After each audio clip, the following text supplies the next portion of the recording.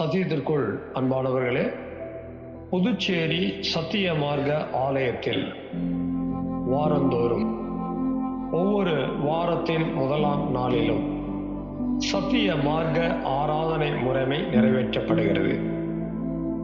சத்திய மார்க்க ஆராதனை முறைமையில் நிறைவேற்றப்படுகிற 3 சத்தியங்கள் மிக முக்கியமானது. 1, சுத்திகரிப்பின் செய்தி.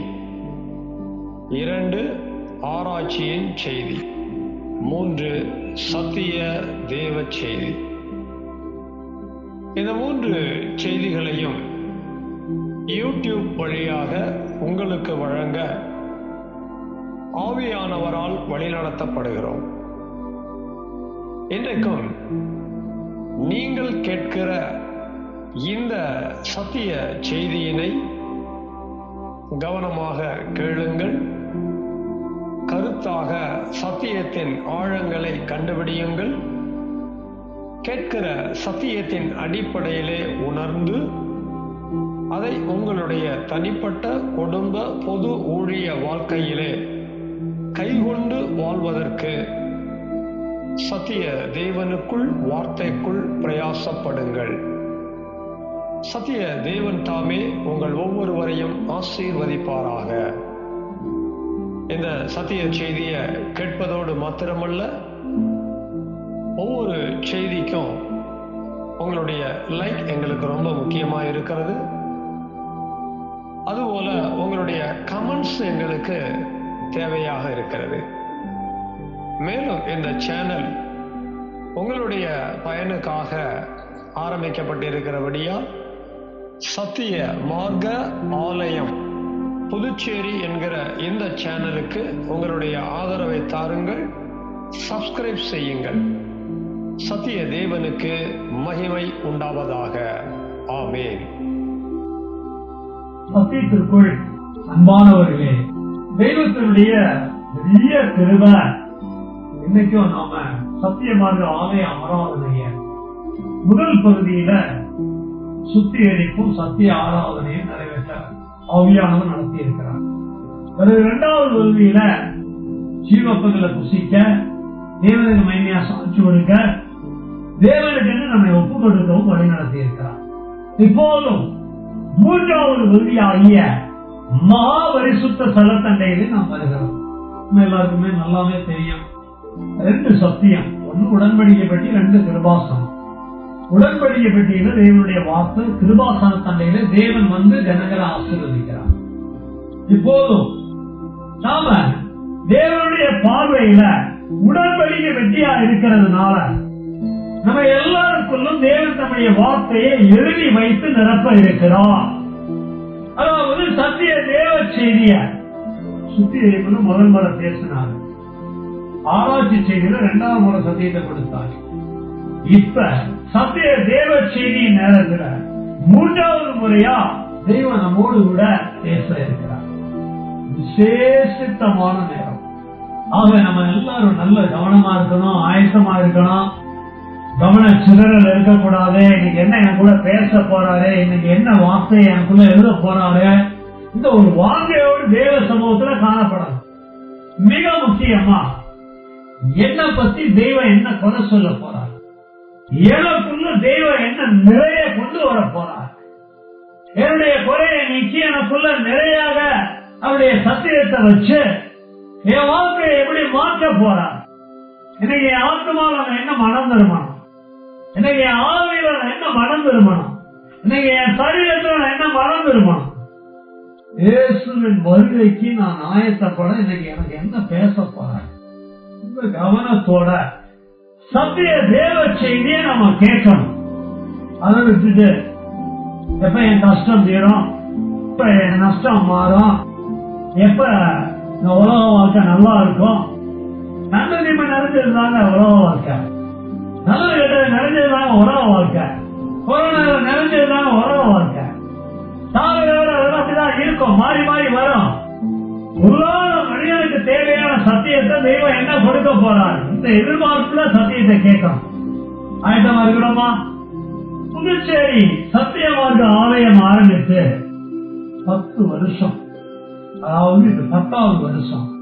இந்த 10வது வருஷத்துல நாம ஒரு தொடர் செய்தியை கேட்டுக்கொண்டு வருகிறோம். உடன்படிக்கையின் பெட்டி சத்திய தேவ செய்தியில இந்த 10 கற்பனையை தொடர்ந்து, பழைய ஏற்பாட்டுல 10 கற்பனை, இதை தொடர்ந்து புதிய ஏற்பாட்டின் பகுதியில இயேசுவின் காலகட்டத்துல 2 கற்பனையை பத்தி அவர் பேசுறார். செய்தியினுடைய தலைப்பு 2 கற்பனையின் சத்தியம். இன்றைய சத்திய தேவ செய்திக்கான தலைப்பு 2 கற்பனையின் சத்தியம். அதற்கு ஆதார வசனங்களை சொல்றேன், எழுதிக்கங்க.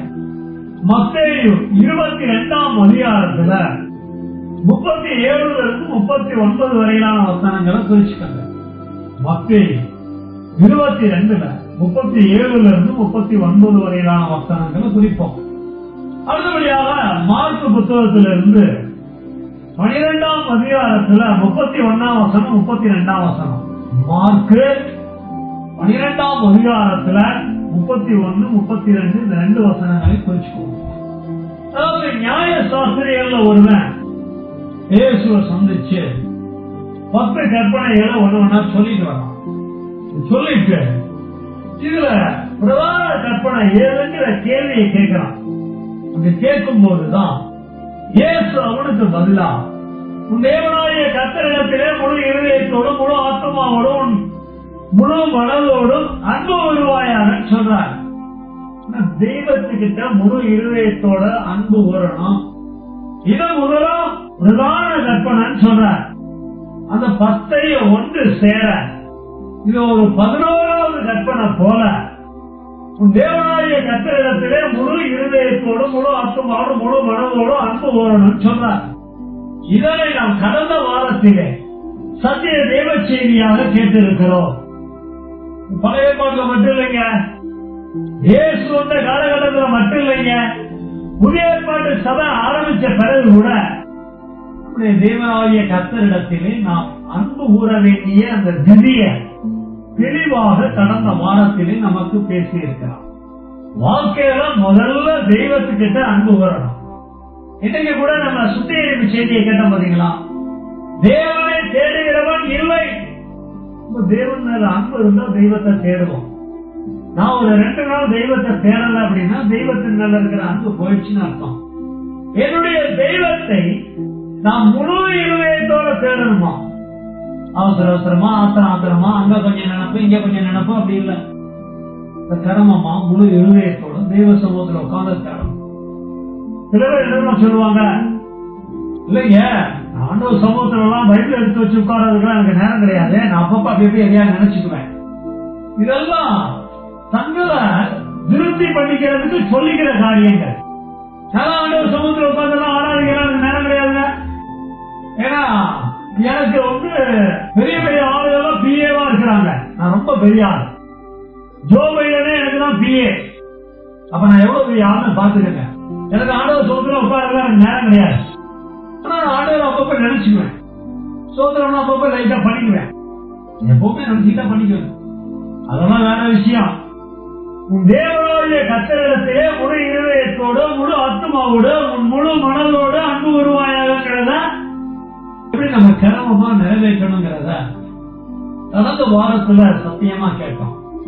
இது என்ன பெரிய ரகசியம்னா, அந்த சத்தியத்தை பிரதான கற்பனையில முதலாம் கற்பனையாக இருக்கிற இந்த 11வது கற்பனைய நம்ம வாழ்க்கையில நிறைவேற்றிட்டோம் அப்படின்னா அந்த 10 கற்பனையை நிறைவேற்றிக் கொண்டு வருகிறோம் என்பதற்கு அடையாளமா இருக்குது.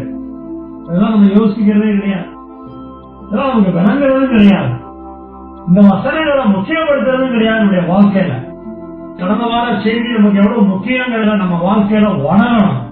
அதனுடைய தொடர்ச்சியா இதற்கு ஒப்பாய் இருக்கிற 2ஆம் கற்பனை என்னவென்றால், 10 கற்பனையில பிரதான கற்பனை எதுன்னு கேட்டவனுக்கு 11வது கற்பனையை கொடுக்கிறார். அந்த 11வது கற்பனைக்கு ஒப்பாய் இருக்கிற 2ஆம் கற்பனை என்று சொல்லப்படுகிற 12ஆம் கற்பனையை சொல்றார். கொஞ்சம் கவனமா காது கொடுத்து கேட்போமா? உன்னிடத்தில் நீ அன்பு வருவது போல பிறனிடத்திலும் அன்பு உருவாயாக என்பது என்னங்க பெருசா இருக்கு? எனக்கு தெரியுமே, நமக்குதான் எல்லாமே தெரியுமே, ஆனா எதை பத்தியும் அறிவுதான் இல்லை. இன்றைய சத்திய தேவ செய்திக்கான உப தலைப்பாக நம்ம எழுதி கொள்ளலாமா? 2ஆம் கற்பனை. இந்த 12ஆம் கற்பனை என்று கூட நம்ம எடுத்துக்கொள்ளலாம். என்ன? உன்னிடத்தில் நீ அன்பு உருவது போல பிறரிடத்திலும் அன்பு உருவாயாக. உன்னிடத்தில் நீ அன்பு கூறுவது போல பிறரிடத்திலும் அன்பு கூறுவாயாக. இது தலைப்பு எழுதியிருப்பீங்க நான் நினைக்கிறேன். இதற்கான ஒத்து வசனங்களை சொல்றேன், புரிய. லேவியராகமம் 19ஆம் அதிகாரத்துல 18ஆம் வசனத்தையும் 34ஆம் வசனத்தையும் பிரிச்சுக்கோங்க. லேவியராகமம் 19ல 18, 34. அடுத்தபடியாக ரோமர் 13ல 8ஐயும் 9ஐயும் குறிச்சுக்கங்க. ரோமர் 13ல 8, 9. அடுத்தபடியாக மத்தேயு 19, 19. மத்தேயு 19ஆம் அதிகாரத்துல 19ஆம் வசனத்தை குறிங்க. அடுத்து மார்க் 12ல 33வது வசனத்தை குறிங்க. மார்க் 12, 33.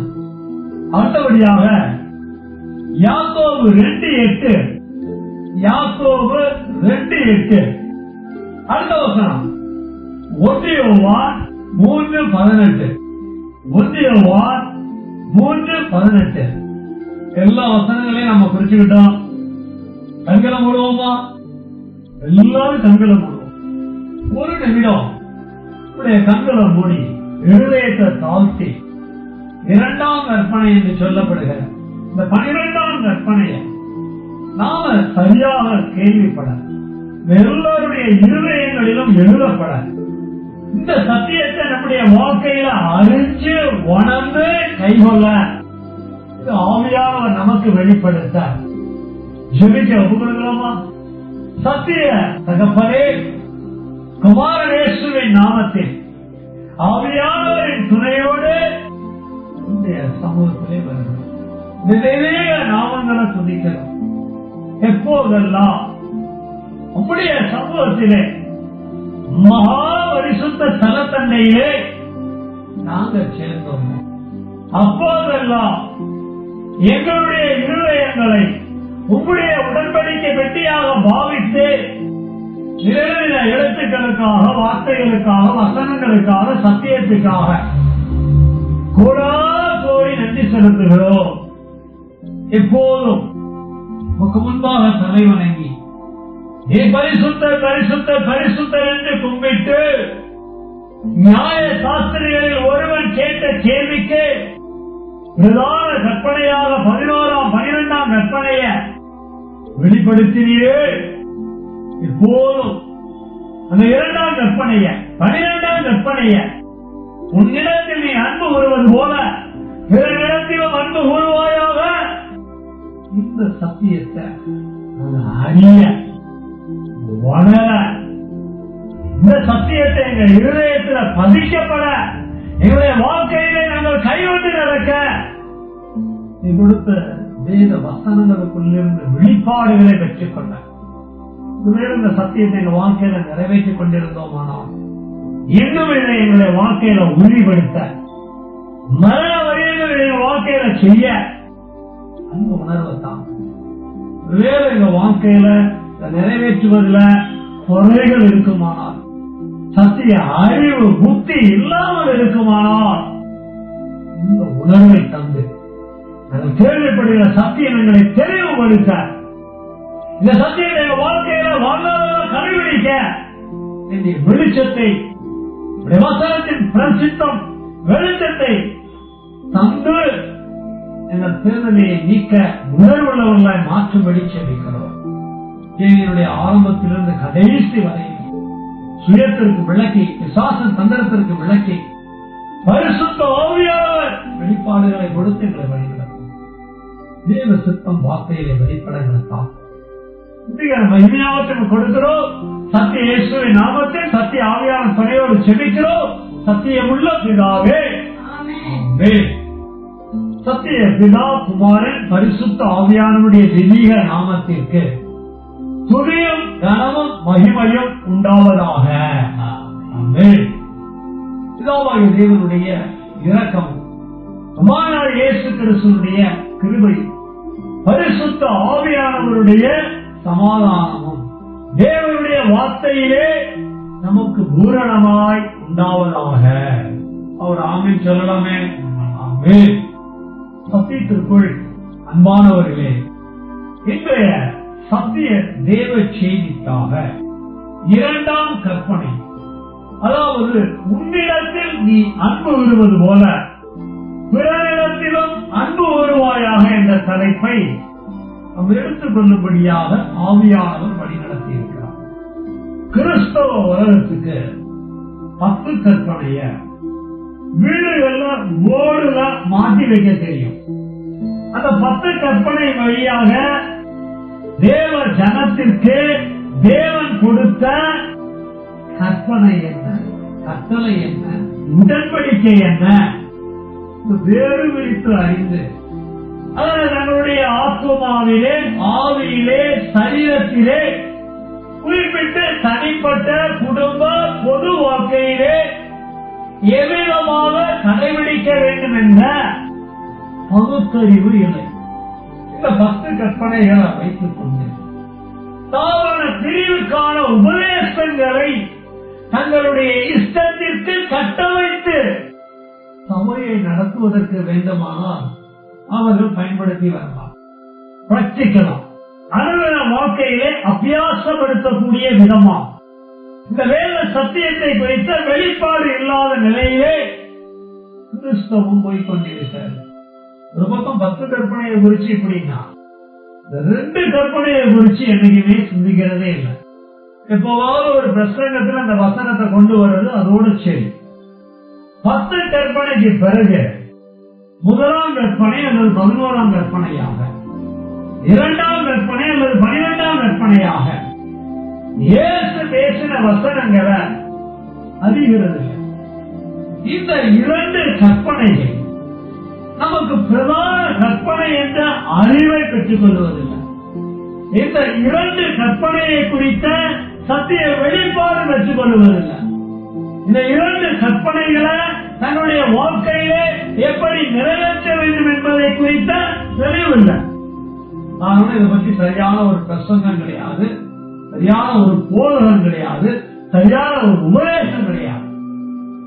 தெய்வம் எத்தனை கிருபையா நம்முடைய வாழ்க்கையில இந்த 2 கற்பனைகளை கைகொள்ளத்தக்கதாக ஆத்துமால கொண்டு வரவும், ஆவியில கொண்டு வரவும், சரீரத்துல கொண்டு வரவும், வாழ்க்கையில நிறைவேற்றக்கூடிய விதமாக நாம் அறிந்து கொள்ள நம்முடைய இருதயங்களிலே எழுதப்பட்டு நாம் தேவனுடைய சொந்த ஜனமாக, அவருடைய சொந்த தேவனாக காணப்பட நமக்கு இந்த சத்தியத்தை கொடுக்கிறார். நம்முடைய வாழ்க்கையில 2ஆம் பிரதான கற்பனைய, 12ஆம் கற்பனைய வாழ்க்கையில கைகொள்ள வேண்டும். இன்றைய சத்திய தேவ செய்திக்காக நாம் எடுத்துக்கொண்ட உப தலைப்புக்கான ஆதார வசனங்களில் இருந்து ஒவ்வொன்றாக வாசித்து அதிலிருந்து சரியான குறிப்பினை நாம் பிரித்து எடுக்க வேண்டும். நோட்டு மேல ஒரு பக்கம் வச்சிருக்கணும். ஒரு வரியில 2 வரியில ஒவ்வொரு வசனங்களுக்குள்ள இருந்து குறிப்புகளை எடுக்கணும். என்னைக்கு பிரசங்கம் கேட்டாலும் இதை செஞ்சு பழகணும். அப்படியே சேரை போட்டுக்கிட்டு உட்கார்ந்துக்கிறது, கால் மேல காலை போட்டுக்கிறது, அப்படியே வடக்குக்கு தெற்குக்கும் ஆட்டுறது, கிழக்குக்கு மேற்குக்கும் ஆட்டுறது, கையால நோண்டுறது, கண்ணை எங்கேயோ பறக்க விடுறது, இருதயத்தை எங்கேயோ வெளியே அனுப்புறது, முடிஞ்சா சோத்தை போட்டு சாப்பிட்டு படுக்கலாம், சாயங்காலம் எங்கேயாவது ஊரை சுத்த போலாம், நீ ஓட்டுறது. நாம் கேட்க வேண்டிய சத்தியமானது எத்தனை முக்கியத்துவம் வாய்ந்தது, நம்முடைய ஆத்தும ஆவி சரீரத்திற்கு தேவையானது, ஆண்டவருடைய வருகைக்கு நம்மை ஆயத்தப்படுத்துவதற்கான அச்சாரியாக இருக்கிறது. கருத்தா கேட்கணும்.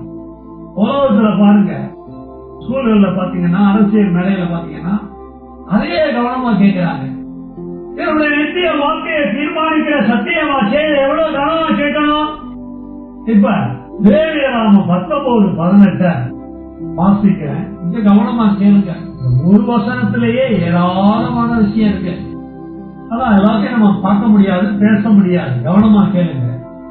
பழிக்கு பழி வாங்காமலும், எடுத்த உடனே வர்ற வார்த்தையை பாருங்க.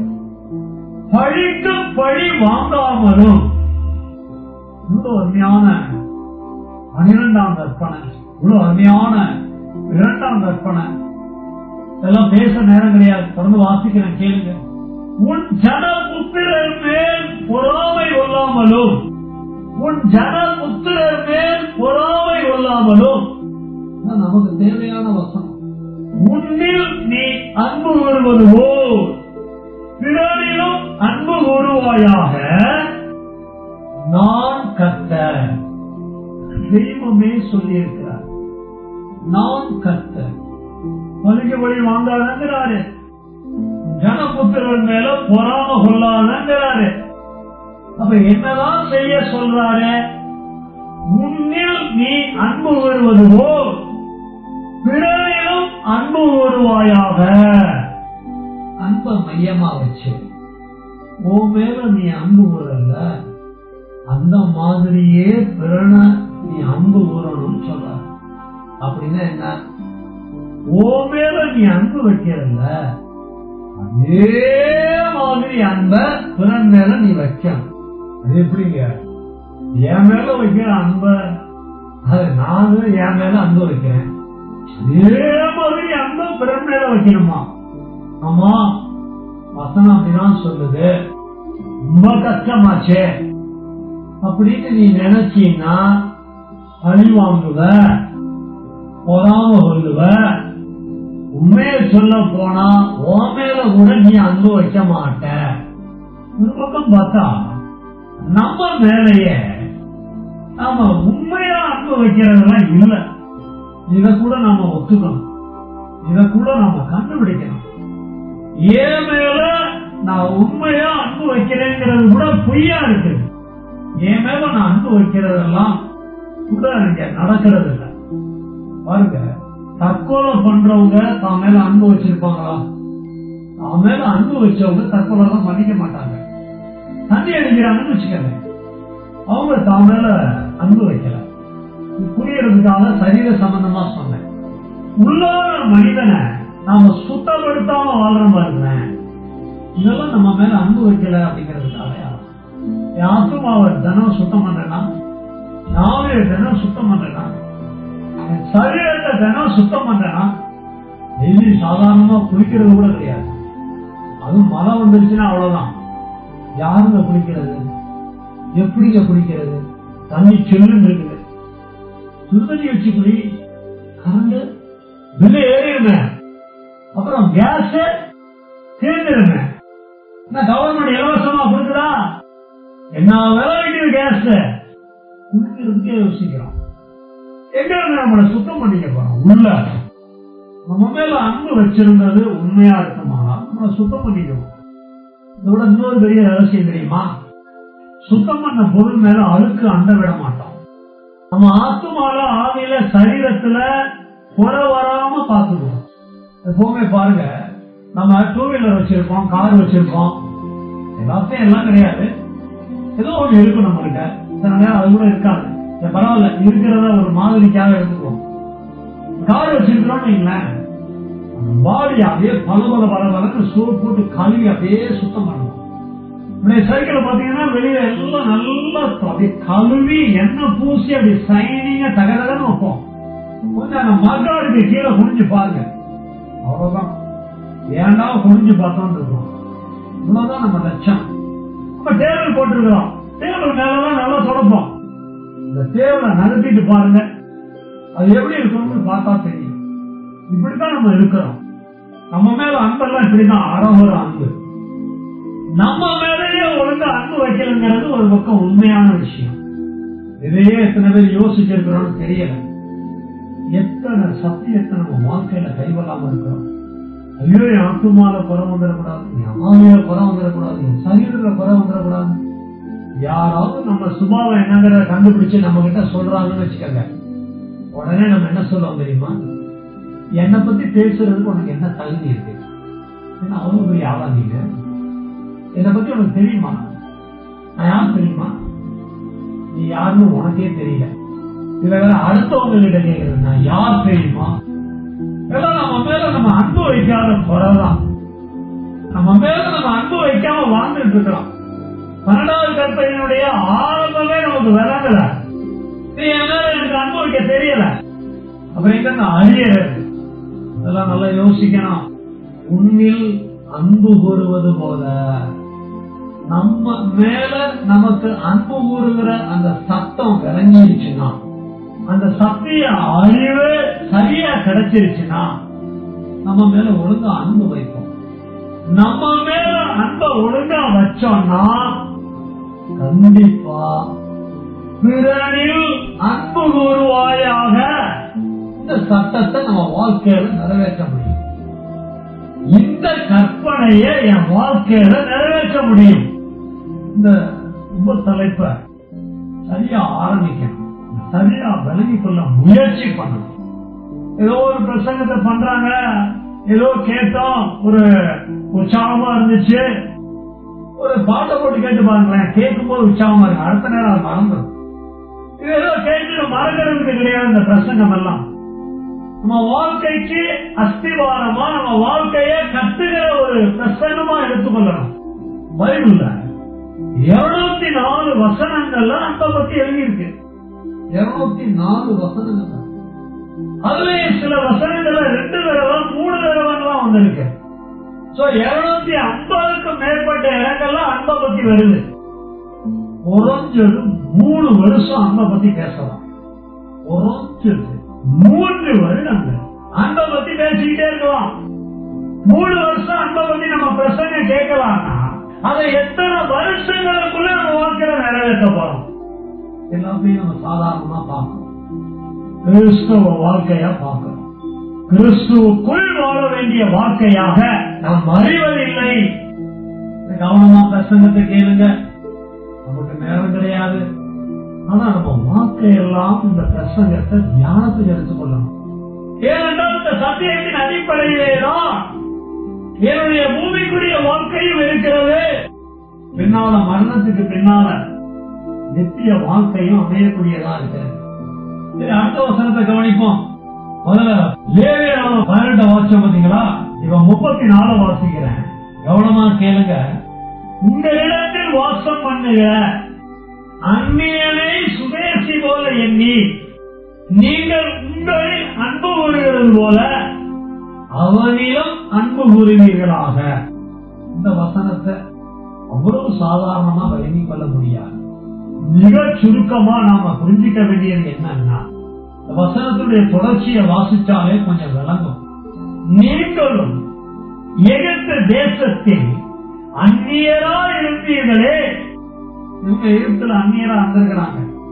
அந்நியரா இருந்த இவங்க மேலதான் தெய்வம் அன்பு வச்சார். இவங்களை எகிப்தியன் அந்நியரா பார்த்ததுனாலதானே எகிப்தியரிடத்திலிருந்து இவங்களுக்கு அன்பு கிடைக்கல. சோ எகிப்தியரிடத்திலிருந்து அன்பு கிடைக்காதனால அவங்க உபத்திரவப்பட்டாங்க, எவ்வளவு பாடுபட்டாங்க, எவ்வளவு பெருவச்சு விட்டு வாழ்க்கையை நடத்தினாங்க.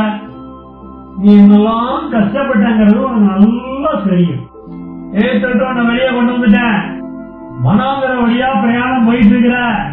ஒருவேளை நீ கானானுக்குள்ள போன அப்படின்னா அங்க போன பிறகு அங்க இருக்கிறதான அந்நியனிடத்துல, இங்க பிறக்கிற வார்த்தை அந்நியன்னு வருது, அந்நியனிடத்துல உங்களில் அன்பு கூறுகிறது போல அவனிலும் அன்பு கூறுவீர்களாக. உன்னோட பழைய வாழ்க்கையை நினைச்சு பார்த்து உன்னோட புதிய வாழ்க்கையில நீ எப்படி அன்பு கூறணும் அப்படிங்கறத சொல்றேன். அதான் உட்காந்து யோசிங்க. நம்முடைய பழைய வாழ்க்கையை நினைச்சு பார்த்து புதிய வாழ்க்கையில அன்பு கூறுவதை முக்கியப்படுத்த வேண்டும். இப்ப ரோமர் 13:8 வாசிக்கிறேன்.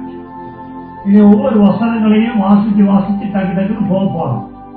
ஒரே வசனத்துல ஒவ்வொரு வார்த்தையை எடுத்தோம்னா நேரம் போயிடும். இப்ப லேவியராகமம் 19:34 விளக்கியெல்லாம் சொல்லல, சுருக்கமா நம்ம வாசிச்சு புரிஞ்சுக்கிட்டோம் நினைக்கிறேன். இப்ப அடுத்ததாக ரோமர் 13:8 இருந்து என்ன நமக்கு புரியணும் அப்படின்னா, ஒருவரிடத்தில் ஒருவர் அன்பு கூறுகிற கடனே அல்லாமல், கடனை பத்தி பேசுறாரு. இப்ப அதை பத்தி நம்ம இப்ப பேச நமக்கு நேரம் இல்லை. மற்றொன்றிலும் ஒருவனுக்கும் கடன் படாதிருங்கள் சொல்லிட்டு என்ன சொல்றாரு பாருங்க. பிறனிடத்தில் அன்பு கூறுகிறவன் நியாய பிரமாணத்தை நிறைவேற்றுகிறான். நியாய பிரமாண சட்டம் தான் இஸ்ரவேலுடைய வாழ்க்கையில நீதியை கொண்டு வரும். பழைய ஏற்பாட்டு ஜனமாகிய இஸ்ரவேலுடைய வாழ்க்கையில நியாயத்தை நீதியை கொண்டு வரும். அப்ப பழைய ஏற்பாட்டிலேயே சொல்லி வச்சிருக்கிறாரு. ஆனா எங்க சொல்லி வச்சிருக்கிறாருன்னா நியாய பிரமாணத்தை கடைபிடிக்கிறதுக்காக சொல்லி வச்சிருக்கிறார். 10 கற்பனைக்குள்ள அதை கொண்டு வரல. ஆனா இயேசுவின் காலகட்டத்துலதான் இந்த 12 கற்பனைய ஹைலைட் பண்றாரு. அது கூட எப்படி அப்படின்னா, அந்த நியாய சாஸ்திரிகள் ஒருத்தன் கேட்கறதுனால அவனுக்கு கேட்கணும், இயேசுக்கு 12 கற்பனையை கொண்டு வரணும், எல்லாம் தீர்மானம். உங்களில் நீங்கள் அன்பு கூறுவது போல பிறரிடத்தில் அன்பு கூறும் போது நியாய பிரமாணத்தை நிறைவேற்றுவீங்க. பாருங்க, பழைய ஏற்பாட்டுல சொன்னத புதிய ஏற்பாட்டுல மேற்கோள் காண்பிக்கப்பட்டு எழுதப்பட்டிருக்கிறது. அப்ப நமக்கு இது வேண்டாமா? நமக்கு வேணும்.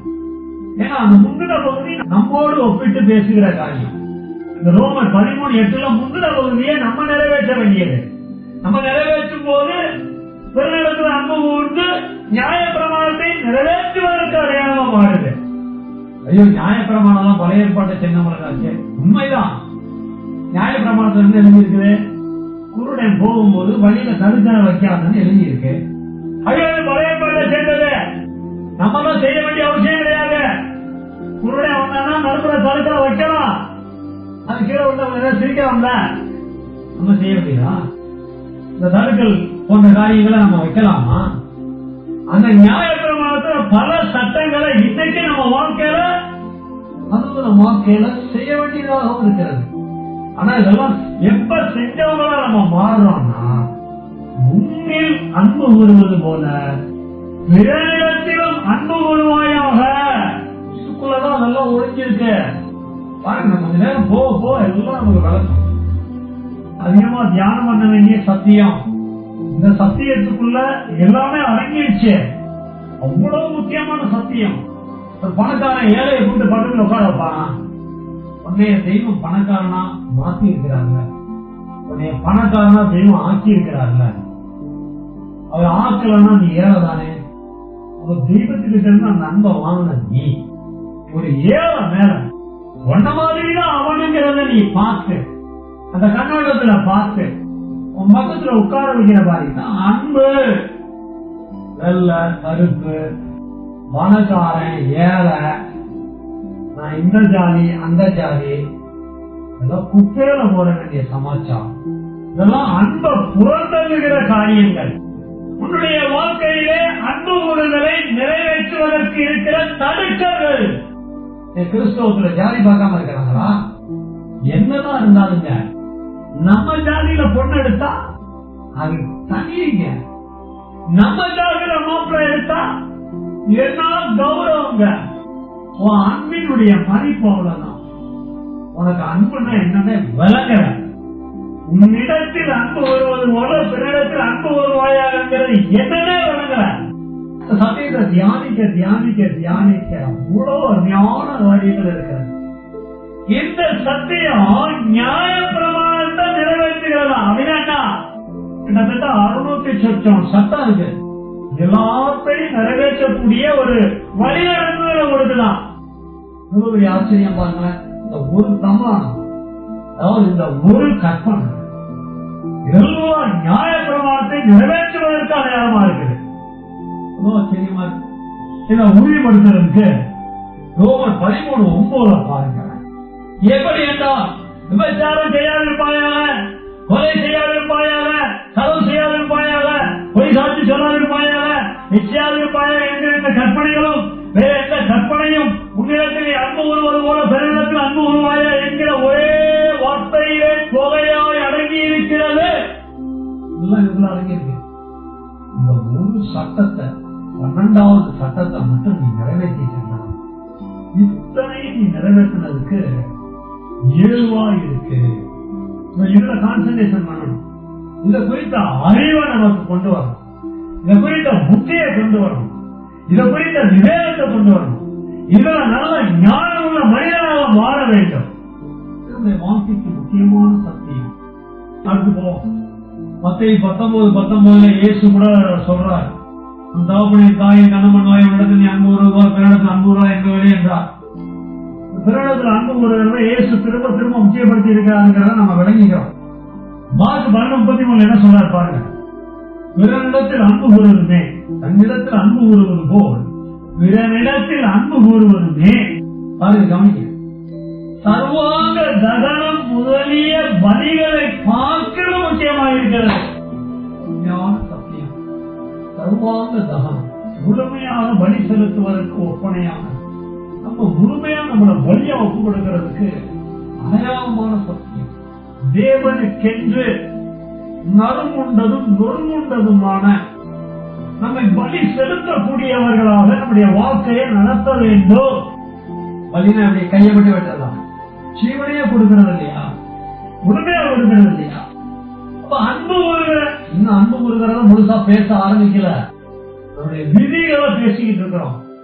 நம்முடைய வாழ்க்கையில அறிய வேண்டிய பிரகாரம் அறிஞ்சு கைகொள்ள வேண்டியது ஏராளமான சத்தியம் இருக்கு. வாழ்க்கையில அன்பு கூறுகிற அனுபவம் நமக்கு தெளிவா விளங்கணும். என்னிடத்துல அன்பு கூறுகிறது போல பிறனிடத்துல அன்பு கூறுகிறத நாம நிறைவேற்றிட்டோம் அப்படின்னா சர்வாங்க தகனத்தை பார்க்கிலும் முக்கியமா இருக்கிறதா. அப்ப நம்மிடத்துல அன்பு கூறுவது போல பிறனிடத்துல அன்பு கூறுகிறது எவ்வளவு முக்கியத்துவம் உள்ள ஒரு சட்டம் பாருங்க. உங்களுக்கு அன்பானவங்க அப்படின்னு என்ன, ஒருத்தரை நீங்க அதிகமா அன்பு செலுத்துறீங்கன்னு வச்சுக்கோங்க. அவங்க ஏதாவது ஒரு தப்பு பண்ணிட்டாங்கன்னா கூட உங்களுக்கு ஒரு பெரிய விஷயமா தெரியாது. அது ஒரு பெரிய விஷயமா தெரியாம இருக்கிறதுக்கு காரணமே அன்புதான். அன்புதான். ஒரு சின்ன தப்பு பண்ணிட்டாங்கன்னா அது ஊதி வெடிக்க வைங்க பாருங்க. என்ன காரணம்? அன்பு இல்ல, அன்பு விளங்கல. அடுத்த வசனத்தை கவனிப்போம். யாக்கோபு 2:8 கவனிங்க. உன்னிடத்தில் நீ அன்பு கூறுவது போல பிறனிடத்திலும் அன்பு கூறுவாயா என்று வேத வாக்கியம் சொல்லுகிற, அதான் முக்கியமான வார்த்தை வருது, ராஜரிக பிரமாணத்தை. புதிய ஏற்பாட்டுல 10 கற்பனை நியாய பிரமாணம். புதிய ஏற்பாட்டு சபைக்கு உன்னிடத்தில் அன்பு கூறுவது போல பிறனிடத்தில் அன்பு கூறுவாயாக என்கிற வேத வாக்கியத்தை, இந்த 12ஆம் கற்பனைய ராஜரிக பிரமாணம் சொல்லுது. ராஜரிக உங்களை ஆண்டு கொள்ளுகிற பிரமாணம், உங்களுடைய ஆவிக்குரிய வாழ்க்கையிலே தெய்வீக ஆளுகை நிறைந்த பிரமாணம். இதெல்லாம் இந்த பிரமாணம் நம்ம வாழ்க்கையில நிறைவேறா? ராஜரீக பிரமாணத்தை நிறைவேற்றினா என் வாழ்க்கை ராஜ வாழ்க்கையா இருக்காது, என் வாழ்க்கை அடிமையான வாழ்க்கையாகவா இருக்கும், என் வாழ்க்கை ஆளுகிற வாழ்க்கை. பல தவறுகளை நம்ம வாழ்க்கையில திரும்ப திரும்ப செஞ்சுக்கிட்டே இருக்கிறோம்னா இந்த ராஜரீக பிரமாணம் நம்ம வாழ்க்கைக்குள்ள வரல. ராஜரீக பிரமாணம் நம்முடைய ஆத்மால வரல, ராஜரீக பிரமாணம் நம்முடைய ஆவியில வெளிப்படல, ராஜரீக பிரமாணம் நம்முடைய கிரியைகள்ல உண்டாகல. இதெல்லாம் எப்படிங்க வரும்? 1000 தடவை பிரசங்கம் கேட்டாலும் வராது. அப்ப நாங்க ஏன் பிரசங்கம் கேட்கணும்? பிரசங்கம் கேட்க வேண்டியது அடிப்படை, ஆரம்ப நிலைமை. அப்ப நான் அடுத்து என்ன செய்யணும்? இந்த சத்தியத்தை வாழ்க்கையில நிறைவேற்றுவதற்கான எண்ணத்தை கொண்டு வர வேண்டும். முடிவெடுக்கணும். எப்போது இதை பத்தி சிந்திக்கணும். ராஜரீக பிரமாணத்தை என் வாழ்க்கையில கடைபிடிக்கிறதுக்கு நான் என்ன செய்யணும்? என் மேல வைக்கிற அன்பை நான் முதல்ல ஒழுங்கா வைக்கணும். என்னிடத்திலே நான் உண்மையாக அன்பு கூறணும். என்னிடத்திலே நான் அன்பு கூறுவது உண்மையாக இருக்குமானால், என்கிட்ட அன்பு கூறுறது என்ன? என் ஆத்மாவை, என் ஆவிய, என் சரீரத்தை, என் ஆத்மாவை, ஆவிய, சரீரத்தை நான் உண்மையா அன்பு கூறக்கூடிய, என் மேல உண்மையா அன்பு வைக்கக்கூடிய ஒரு தெளிவான ஆளா நான் மாறிட்டேன்னா கண்டிப்பா பழைய பாட்டுல பிறனுக்கு ஒரு ரகசியம் இருக்கு, புதிய பாட்டுல பிறனுக்கு ஒரு ரகசியம் இருக்கு. அது கோணம் வேற, இதன் கோணம் வேற. எங்க நம்ம யோசிக்கிறதே கிடையாது. இப்ப புதிய பாட்டு சபைக்குள்ள இருக்கிற நாம இந்த பிறன் என்ற சத்தியத்தை எப்படி கண்டுபிடிக்கிறது? இந்த வசனத்துக்குள்ள தியானம் பண்ணிக்கிட்டே இருக்க கிடைக்கும். நீங்க வாசிச்ச வசனங்கள்லயே எல்லா பதிலும் இருக்கு, வேற பக்கம் போக வேண்டாம். இன்னைக்கு நம்ம வாசிச்ச ஒவ்வொரு வசனங்களுக்குள்ளேயும் நீங்க வாசம் பாருங்க, பழைய ஏற்பாட்டு பேர குறித்த சத்தியம் வெளிப்படும். இப்ப வாசிச்சுட்டு இருக்கிற வசனங்கள்ல புதிய ஏற்பாட்டு பேர குறித்த ரகசியம் வழங்கும். அதெல்லாம் கண்டுபிடிக்கணுங்கிறதால நம்ம சொல்லாம உங்களுக்கு விடுறோம். நீங்க பிரசங்கத்தை கேட்டுட்டு வீட்டுல கொண்டு போய் அப்படியே வச்சுட்டு அடுத்த வேலையை பார்க்க ஆரம்பிப்பீங்க. இதெல்லாம் உங்க வாழ்க்கையில கொஞ்சமாவது தியானம் பண்ணாதானே உங்க ஆத்மால அது டெபாசிட் ஆகும். உங்க ஆத்மால அது பதிந்தாதானே உங்க ஆத்மாவை அது இயக்கும். நம்முடைய ஆத்மாவை அது இயக்கினாதானே நம்முடைய வாழ்க்கையில இந்த சத்தியத்தை நிறைவேற்ற வைக்கும். நாம் இந்த சத்தியத்தை நிறைவேற்றினாதானே ஆண்டவருடைய வருகைக்கு ஆயத்தமாக முடியும். ஆண்டவருடைய வருகைக்கு ஆயத்தமானாதானே ஆண்டவராய் இயேசு கிறிஸ்து தம்முடைய இரண்டாம் வருகையில வரும்போது நம்மளை எழுப்ப முடியும். சத்தியம்னா சும்மா இல்ல. நாம கேட்கிற பிரசனம் என்பது கடமைக்கல்ல, நம்முடைய வாழ்க்கையை தீர்மானிப்பதற்கு, நம்முடைய வாழ்க்கையை மாற்றிக்கொள்வதற்கு, நம்முடைய வாழ்க்கையை வார்த்தை நடத்துவதற்கு. பெருமிடத்துல அன்பு கூறுகிறது அப்படிங்கறத ரொம்ப சாதாரணமா நினைச்சிட்டு இருக்கிறோம். ராஜரீக பிரமாணமா பார்க்கணும், ராஜரீக பிரமாணமா எடுத்துக்கொள்ளணும், ராஜரீக பிரமாணத்தை வாழ்க்கையில அனுபவிக்கணும். சும்மா சாதாரண விஷயத்துக்கெல்லாம் நான் ராஜா, நீ பூஜா கூட இல்ல, நீ எங்க இந்த ராஜரீக பிரமாணத்தை நிறைவேற்று? கட்டுன மனைவிக்கு எல்லாம் அன்பு செலுத்துறியா? உன்னை பெத்த தகப்பன தாய கடைசி வரை நீ கனம் பண்றியா? அன்பு இருந்தா நீ கனம் பண்ணுவ. உன் பிள்ளைங்க மேல கடைசி வரை உனக்கு அன்பு செலுத்த முடியுதா? அவன் எனக்கு சம்பாதிச்ச தரல, நான் அவனை படிக்க வச்சேன், அவனை பார்க்கவே மாட்டேன், அவனை பேசவே மாட்டேன், அவனை வீடு ஏற்ற மாட்டேன், ஒரு நாயை கூட பார்ப்பேன், அவனை பார்க்க மாட்டேன். அவரை எடுத்துக்கொள்ளாதீங்க. இதுல இருக்கிறாங்க அன்பின் ஆழத்தை அறியாதவர்கள், அன்பை நாம் கைகொள்ள வேண்டிய ராஜரீக பிரமாணமாக உணராதவர்கள். உன்னிடத்தில் அன்பு கூறுவது போல பிறனிடத்தில் அன்பு கூற வேண்டிய அவசியம் பற்றி கேட்டுக்கொண்டு வர்றோம். ரொம்ப முக்கியங்கிறத விளங்கிட்டு வர்றோம். இதை செஞ்சா நியாய பிரமாணத்தை நிறைவேற்றுவதாக ஒரு பக்கம் வழங்கிக்கிறோம். அது எல்லாத்தை விட இந்த ராஜரீக பிரமாணமா நாம் ஏற்றுக்கொள்ளணும். ராஜரீக பிரமாணம், இந்த ராஜரீக பிரமாணம் என்னிலே கிரியை செய்ய வேண்டும். அப்படி செய்யறத உணர்ச்சி காமிக்கிற ஒரு வசனம் பாருங்க. கடைசி வசனத்தை நாம வாசிச்சு முடிக்க போறோம். 3:18. என் பிள்ளைகளே, வசனத்தினாலும் நாவினாலும் அல்ல. வசனத்துல எழுதி இருக்கிறத நாக்குல சொல்லுவோம். நம்மள அன்பு கூறது மாதிரி எல்லாத்தையும் அன்பு கூறணுங்க. ஆமாங்க, சர்ச்சை முடிச்சவன நாங்க பிரைஸ்லாம் கொடுப்போமே, அது கூட ஒண்ணுமே கிடையாது. போன் எடுத்தவன பிரைஸ்லாம் சிஸ்டர் சொல்லுவோமே, அது கூட பலருக்கு சொல்றது கிடையாது. சொல்லிட்டு அன்பை காமிக்காம இருக்கிறது தப்புதான். சொல்ல வேண்டிய நேரங்கள்ல சொல்லாம இருக்கிறது தப்புதான். சரி, இப்ப முக்கியமான விஷயம் என்னன்னு கவனிப்போம். வசனத்தினாலும் நாவினாலும் அல்ல.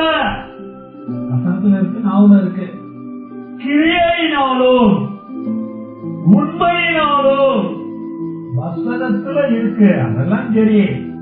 கிரியை அல்ல, செயல்பாட்டுக்கு இந்த வசனம் வரணும். நம்ம வாழ்க்கையில செயல்பாட்டிற்கு வரணும். ஒவ்வொரு நாளும் இந்த வசனத்தை என் வாழ்க்கையில செய்திருக்கிறேன். இந்த வசனத்தை என் வாழ்க்கையில நிறைவேற்றி இருக்கிறேன். எப்படி இதெல்லாம் நான் நிறைவேற்றுவது? எப்படி இதெல்லாம் கிரியையில நிறைவேற்றுவது? கிரியையோடு கூட உண்மையினாலும் ஒரு வார்த்தை வருவாங்க. 4 பேருக்கு முன்னால அதெல்லாம் நாடகம் காமிக்கிறது. யாரும் பார்க்க வேண்டாம். உண்மையா நம்ம கிட்ட இருந்து அன்பு வெளிப்படணும். எப்படி இதெல்லாம்? இயேசு வார்த்தை. இதுலதான் ரகசியமே மனித. இயேசுவினுடைய கிரியைகளை கவனிங்க. இயேசுவினுடைய கிரியைகளுக்குள்ள ஒளிஞ்சிருக்கிற உண்மையை பாருங்க. அப்போ உங்க லாபம். இயேசு எப்படி தன்னில் அன்பு வச்சார்? இயேசு எப்படி பிறன்ல அன்பு வச்சார்? சமாஜ ஸ்திரிய தேடி போறாங்க. அவளை தேடி போனவர் அவளுக்கு அந்த ரட்சகரா வெளிப்படுத்தினார். பாத்தீங்களா? இதெல்லாம் அன்பை குறித்த ரகசியம்.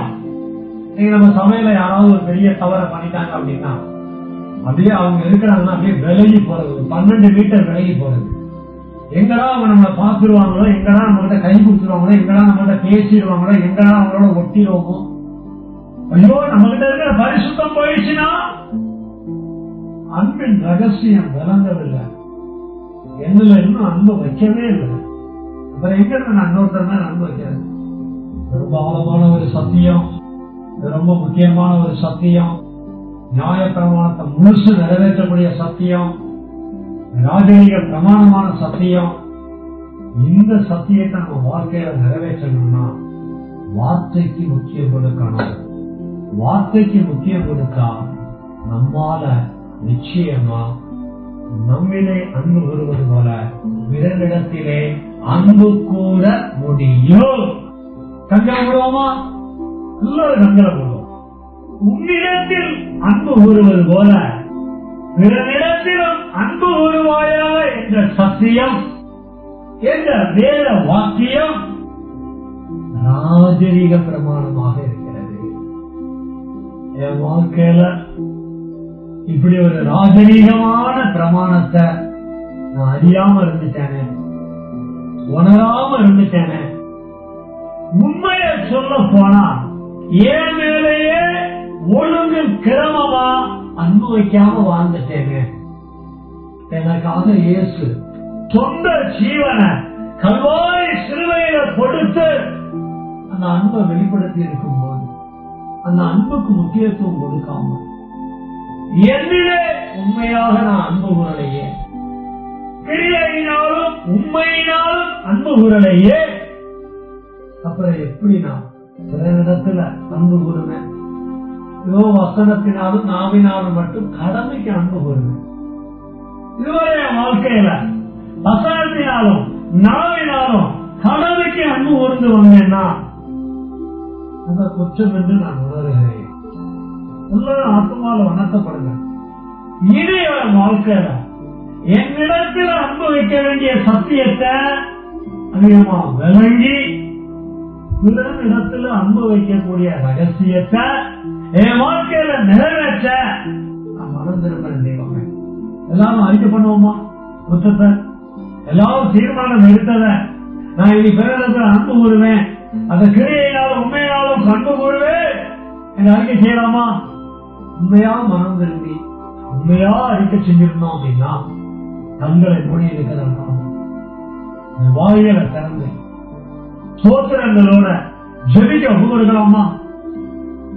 அன்புள்ள பிதாவே, அன்புள்ள இயேசுவே, அன்புள்ள ஆவியானவரே, இந்த 2ஆம் கற்பனைக்காக உன்னிடத்தில் அன்பு கூறுவது போல பிறரிடத்தில் அன்பு கூறுவாயாக என்று எழுதியிருக்கிற 2ஆம் கற்பனைக்காக, 2ஆம் பிரதான கற்பனைக்காக திடீர நாமங்களை துதிக்கிறேன். குடாகோடி அல்லேலூயா, குடாகோடி ஓசியானா, குடாகோடி ஸ்தோத்திரங்களை சொல்லி துதிக்கிறேன். இன்னைக்கும் எல்லாருடைய இருதயத்திலும் இந்த 2ஆம் கற்பனைய, 12ஆம் கற்பனைய, பிரதான கற்பனைய எல்லாருக்கும் எழுதுவதற்காக குடாகோடி நன்றி நன்றி நன்றி நன்றி செலுத்துகிறேன். பரிசுத்த பரிசுத்த பரிசுத்த எப்பொழுது சேமிக்கிறேன். யாரெல்லாம் தங்களை அன்பு வைக்கிற விஷயத்திலே குறையுள்ளவர் என்று உணர்ந்தார்களோ, அதிலே தங்களை சீர்படுத்தி பிறரிலே அன்பு வைக்கக்கூடியவர்களாக தன்னுடைய வாழ்க்கையை நடத்த நல்ல முடிவெடுத்தார்களோ, அவர்கள் ஒவ்வொருவருடைய ஆத்மாவையும் ஆவியையும் சரீரத்தையும் இந்த ராஜரீக பிரமாணத்தை நிறைவேற்றி வாழக்கூடிய கிருபை பொருந்தினவர்களாக மாற இந்த தனிப்பட்ட வாழ்க்கையில, குடும்ப வாழ்க்கையில, பொது வாழ்க்கையில நிறைவேற்ற தெய்வ அனுகிரகம் உண்டாகும்படி சிறு பிள்ளைகளை, வாலிப பிள்ளைகளை, கௌரிமார்கள், கௌரவர்கள், வெளியவர்கள் ஒவ்வொருவருக்குள்ளும் இயேசுவின் வாய்மொழி இரண்டாம் பிரதான கற்பனை நிறைவேற அனுகிரகம் செய்யும். குறிப்பாக 10 கற்பனையாகட்டும், இயேசு சொன்ன 2 பிரதான கற்பனையாகட்டும், எல்லாமே இயேசு கிறிஸ்துவனுடைய வருகைக்கு எங்களை ஆயத்தப்படுத்தக்கூடியதாக இருக்கிறது. சாட்சி சொல்லாம, நிச்சயாமல் இருக்காம, களவு செய்யாமல் இருக்காம, இப்படி ஒன்னொன்னா நாங்க பார்த்து செய்யாம இருக்கோம். இது எல்லாவற்றையும் நிறைவேற்றிய ஒரு ராஜரீக பிரமாணத்தை கைகொண்டு ஆத்துமாவை, ஆவியை, சரீரத்தை கர்த்தராகிய இயேசு கிறிஸ்து வரும்போது குற்றமற்றதா இருக்கும்படிக்கு காக்கப்பட, முற்றிலும் பூரண பரிசுத்தத்தை பெற்றுக் கொள்ள இந்த சத்தியங்களை வழிநடத்தும்படி சொல்லியிருக்கிறார். என்ன ஒப்புக்கொடுக்க, என் குடும்பத்தை ஒப்புக்கொடுக்க, என் சபையை ஒப்புக்கொடுக்க, நாளை ஆராதனை இணைந்திருக்கிற ஒவ்வொருவரையும் ஒப்புக்கொடுக்கிறேன்.